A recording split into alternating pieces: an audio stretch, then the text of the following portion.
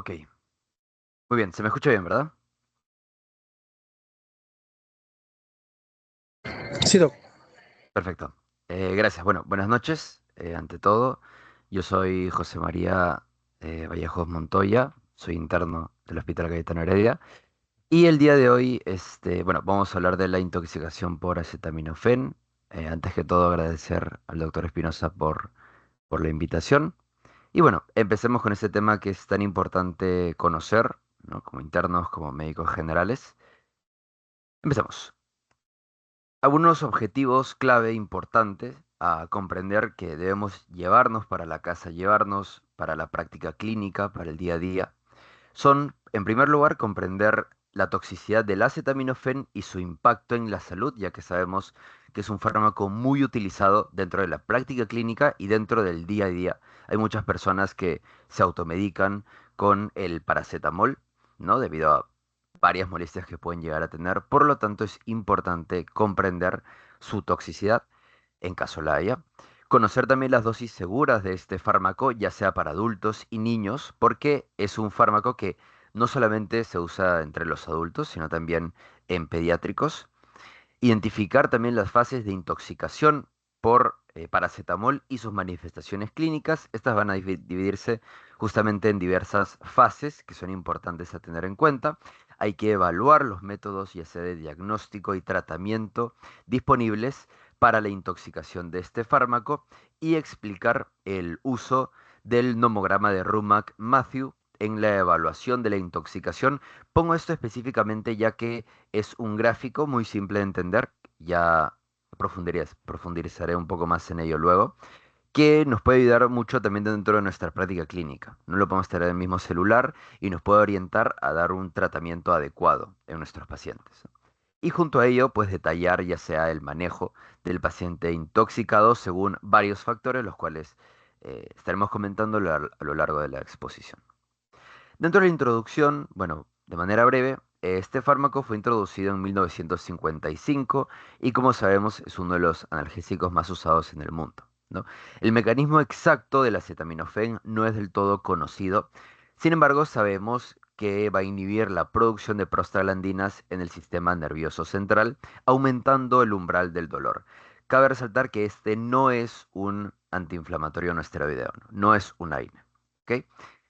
También, bueno, hablando un poco del paracetamol, a grandes rasgos sabemos que va a causar una falla hepática, potencialmente, ¿no? Puede llegar a causar un daño en el hígado y por ello es importante ver la mortalidad y el daño tan severo que este puede generar, ¿no? La mortalidad de la falla hepática por el uso de acetaminofén es casi del 30%.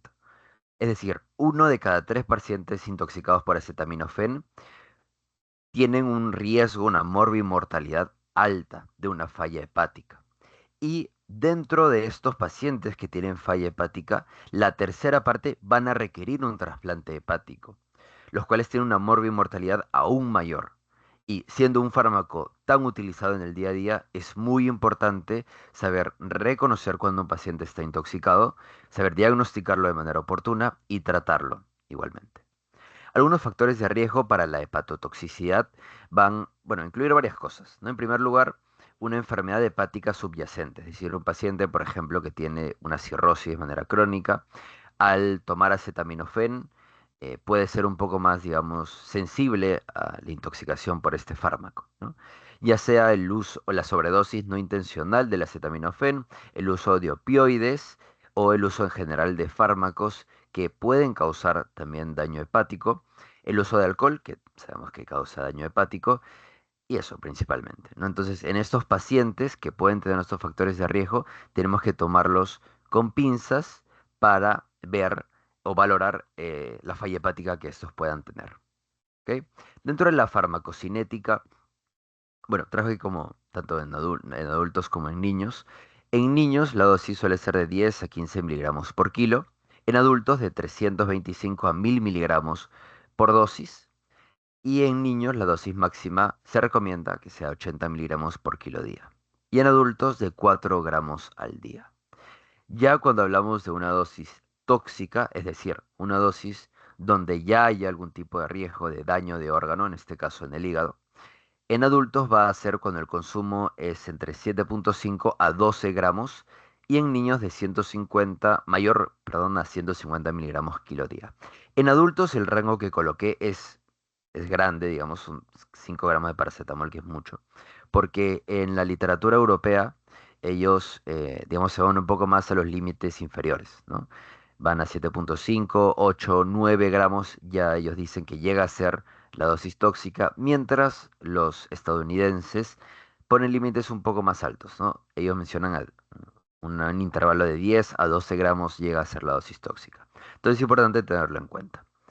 Y el consumo también de 350 miligramos kilo día ya nos da, ya sean adultos o en niños, ya nos da un riesgo alto de hepatotoxicidad severa, ¿no? En palabras que se entiendan, cualquier paciente que venga consumiendo 25 gramos de paracetamol o más, ya tiene, digamos, podemos decir a ciegas que tiene un riesgo muy alto de tener algún tipo de hepatotoxicidad severa, ¿ok?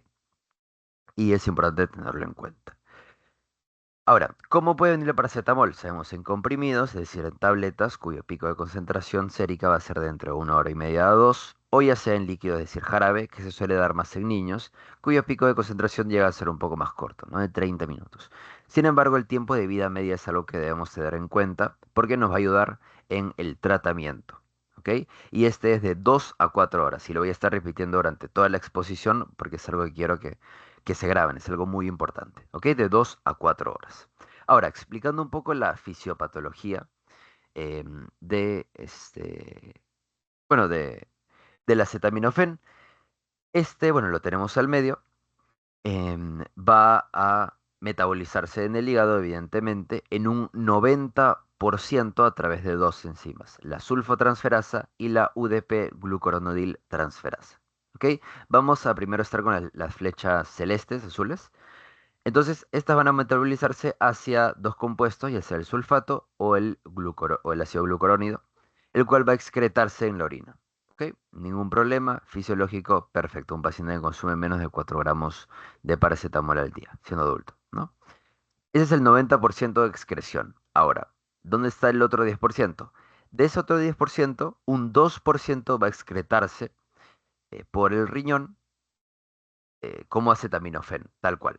No, no va a conjugarse, no va a metabolizarse, sino tal cual como acetaminofén va a excretarse a través del riñón. Ahora, ¿qué ocurre con el otro 8%? 6-8% aproximadamente. Este va a metabolizarse también en el hígado, pero a través de otra enzima, bueno, la cual es muy conocida por todos, la cual es la citocromo P450 y sus subfamilias. Esta enzima va a metabolizar la acetaminofén y la va a convertir en un compuesto tóxico, que lo ven abajo en la derecha en sus pantallas, el N-acetil-P-benzoquinona. ¿Ok? Este, como bien dije, es una molécula tóxica, la cual, para no ser tóxica, debe unirse al glutatión, el cual también se produce en el hígado. Entonces, va a unirse al glutatión y va a excretarse a través de la orina para que no haya ningún problema. Ahora, vamos a la flecha rojita. ¿Qué ocurre cuando, digamos, se consume una gran cantidad de acetaminofén?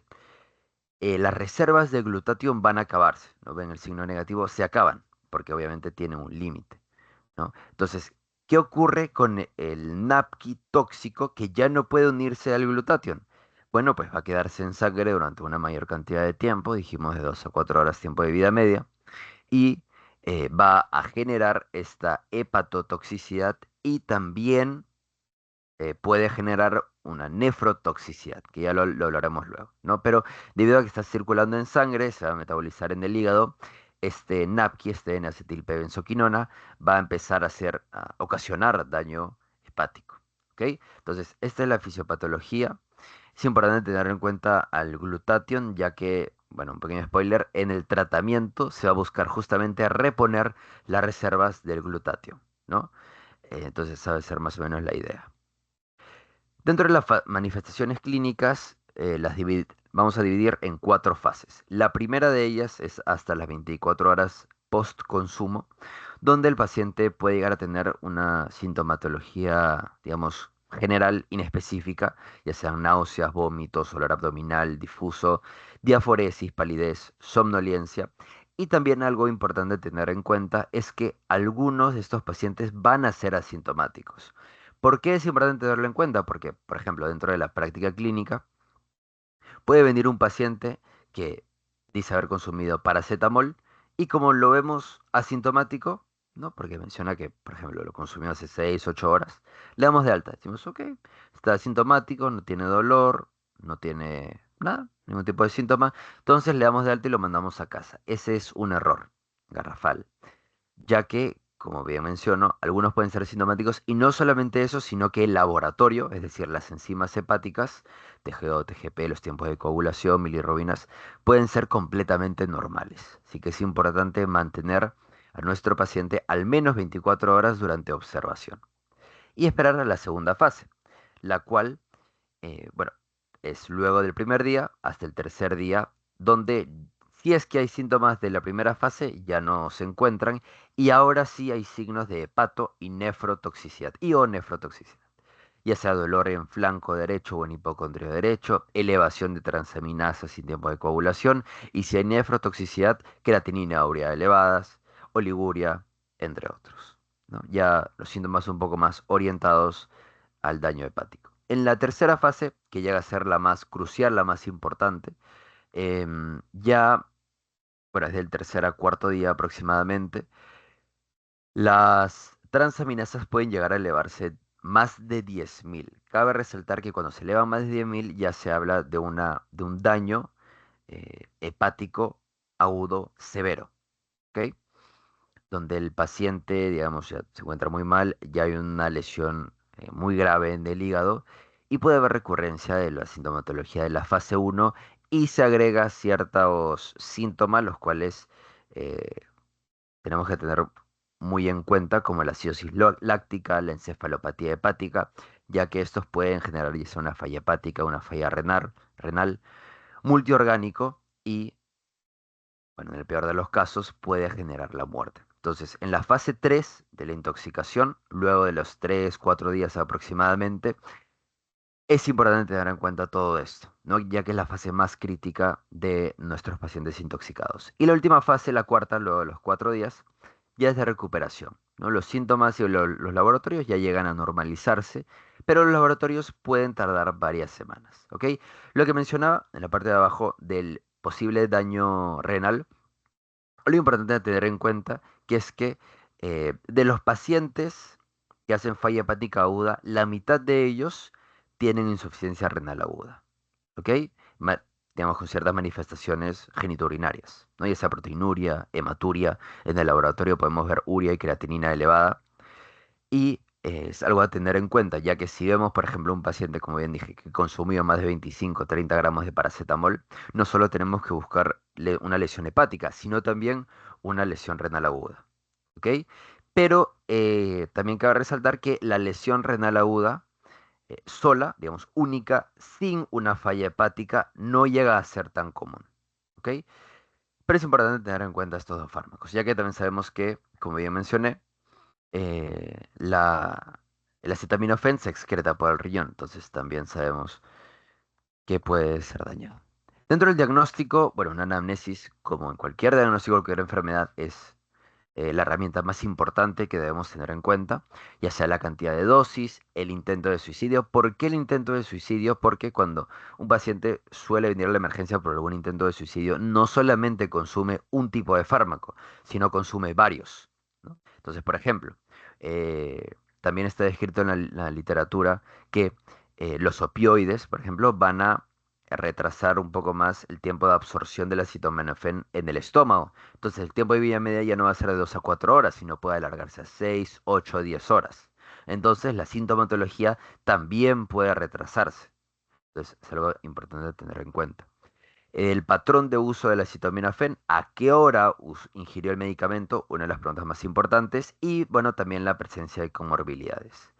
Para el diagnóstico necesitamos evidentemente saber cuánto acetaminofén tomó nuestro paciente y la manera más objetiva de ello es tomar bueno, este valor de manera bueno, en sangre, sérico, 4 horas luego de la ingesta, por el tiempo de vida media, ¿no? Que luego de las 4 horas, pues ya pasó el tiempo de vida media. Y si los valores son mayores a 10 microgramos por mililitro, llega a ser, digamos, positivo. Bueno, junto a ello debemos tomar algunos exámenes extra, electrolitos, creatinina, urea y también valores para ver si es que hay o no daño hepático. Tiempo de coagulación, valores de bilirrubina, enzimas hepáticas, análisis de orina. En el caso de nefrotoxicidad. Y pacientes que ya se encuentran, digamos, dentro de la fase 3, ¿no? O pacientes que vienen a la emergencia muy deteriorados luego de consumir acetaminofén, ya sea con alteración de conciencia, o han ingerido estas dosis de alto riesgo, las que mencioné, más de 25 o 30 gramos de acetaminofén. Debemos ver también cómo se encuentra el análisis de gases arteriales y el lactato. Algo importante tener en cuenta es que, digamos, dentro más que todo de la práctica clínica, los pacientes pueden no necesariamente pasar por todas las fases, ¿no? Pueden haber ingerido una gran cantidad de acetaminofén, dígase 40, 50 gramos, y de frente luego de las 6, 8 horas de consumo, tener ya algún tipo de falla hepática, tener transaminasas en 7000, 8000, tener dolor en hipocondrio derecho, tener acidosis metabólica. Entonces, bueno, es muy importante tener las manifestaciones clínicas y los valores de laboratorio, ¿no? Ahora, dentro del manejo inicial, como en cualquier toxicidad, bueno, intoxicación por cualquier fármaco, hay que ver el ABCDF. La A de Airway, ver si hay algún tipo de obstrucción en relación a lo que ha consumido. En el breathing, considerar el efecto de la toxina en el patrón respiratorio. En el caso del acetaminofén no llega a ser tan relevante como lo sería, por ejemplo, en el caso de opioides, de benzodiazepinas. La circulación, ver la frecuencia cardíaca, bradicardia, taquicardia o ver un EKG. En el caso de nuevo del acetaminofén no llega a haber algún tipo de daño cardiovascular per se.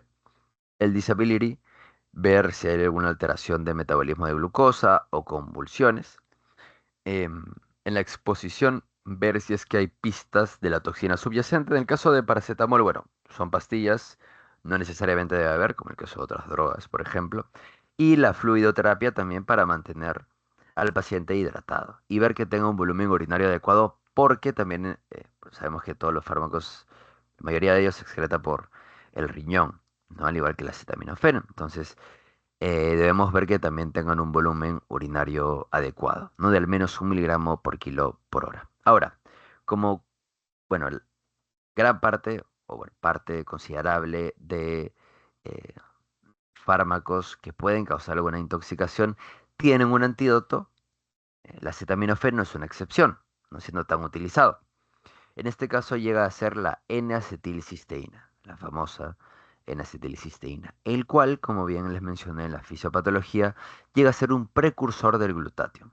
Sabemos que este va a conjugarse con el NAPQI para que no sea tóxico y pueda ser eliminado a través del riñón. Entonces la N-acetilcisteína va a ser un precursor del glutatión y va a reponer estas reservas en el hígado. ¿Ok? Algo importante tener en cuenta es que si la ingesta es mayor a ya sea 25 o 30 gramos, eh, la N-acetilcisteína se tiene que administrar inmediatamente. ¿Ok? O si es que no se obtienen niveles de acetaminofén sérico en las primeras 8 horas, ya que no podemos perder tiempo, no podemos esperar tanto, porque el tiempo de vida media es corto, el daño hepático puede llegar a ser muy rápido. La dosis vía oral del antídoto se dan una dosis de carga de 140 miligramos kilo y luego otra dosis de 70 miligramos kilo cada 4 horas. Mientras que la endovenosa tiene una dosis de carga de 150 miligramos kilo durante 1 hora, luego 50 miligramos kilo durante 4 y luego una infusión de 100 miligramos kilo durante 16 horas. Se busca en general llegar a los 300 miligramos kilo, en este caso en aproximadamente 20-21 horas. ¿Ok? Esto de nuevo es de la guía americana. La guía europea recomienda utilizar un tratamiento similar pero en menor tiempo. Ya, digamos, la infusión de 100 miligramos kilo debe ser durante 12 horas, ¿no?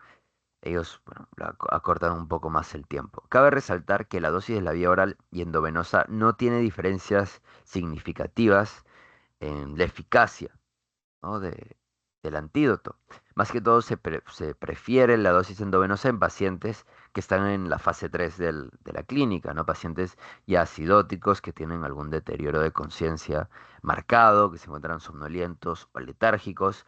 Aquellos que no toleran vía oral, se prefiere la vía endovenosa, ¿no?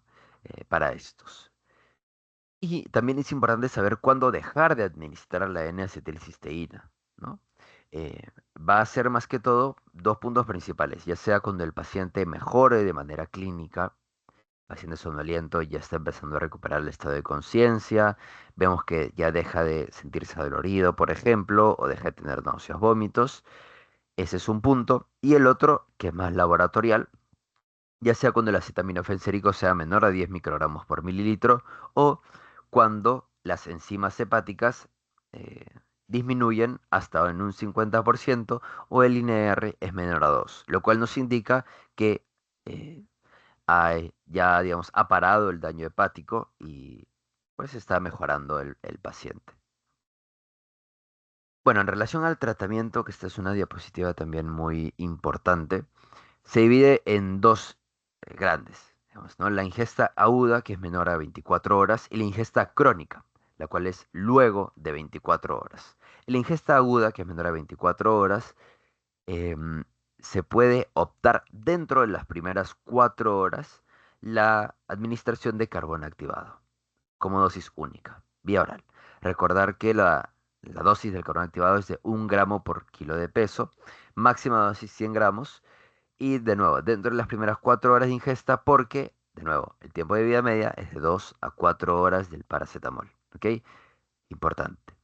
Y luego, ya la administración del antídoto va a estar basado en un nomograma, el de Rumac Matthew, el cual, bueno, lo vamos a ver en la siguiente diapositiva para ver un poco mejor, que es, como dije, un gráfico muy sencillo de entender y muy útil dentro de la práctica. ¿Ok? La ingesta crónica, si nos vamos a la mano derecha, luego de 24 horas ya no tiene sentido utilizar el carbón activado, ya que pasó el tiempo de vida media por mucho el paracetamol. Podemos considerar el antídoto en base a la evaluación clínica y los niveles de acetaminofén en sangre. Dígase, cuando vemos que hay signos de daño hepático, enzimas hepáticas elevadas, por ejemplo, tiempo de coagulación elevados, cuando vemos ya un acetaminofén sérico no más de 10, sino más de 20 microgramos por mililitro, o cuando no se sabe cuándo se realizó la ingesta de acetaminofén y los valores séricos de estos son mayores a 10 microgramos por mililitro. ¿Ok? Entonces, es importante detectar a nuestro paciente cuando la ingesta es aguda. ¿Ok? Si es aguda, no deberíamos esperar tanto tiempo de manera ideal para poder iniciar el tratamiento. ¿Ok? Ya que si esperamos 1, 2, 3 días, podemos llegar a ciertas fases clínicas, las cuales lo pueden deteriorar. ¿Ok? Y pueden deteriorar evidentemente el hígado y el riñón. Muy bien. La ingesta masiva, eh, ya sea en 7,5 gramos día adulto o mayor a 150 miligramos kilo día en niños, ya debemos considerar la intubación del paciente. En estos casos ya puede considerarse la administración de carbón activado, pero ya estamos un poco más desesperados, ¿no? Porque la ingesta ha sido muy, muy, muy alta, muy tóxica, y evidentemente realizar la administración de la N-acetilcisteína y en ciertos casos considerar la hemodiálisis, ¿no? Por ejemplo, en pacientes con una acidosis metabólica refractaria o pacientes que tengan una falla renal aguda, por ejemplo, con elevación del potasio, ya en ellos deberíamos considerar la hemodiálisis también como una opción de tratamiento.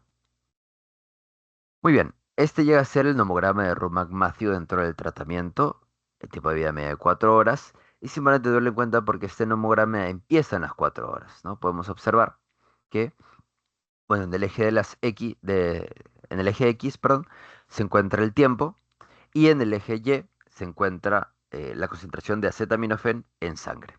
Muy bien, entonces, cuando ya pasaron 4 horas de la ingesta, idealmente se debe medir el acetaminofén sérico luego de 4 horas y el- la concentración de acetaminofén es de 150 microgramos por mililitro. Se tiene que dar un tratamiento, es decir, en acetilcisteína en las dosis mencionadas, sí o sí, ¿ok?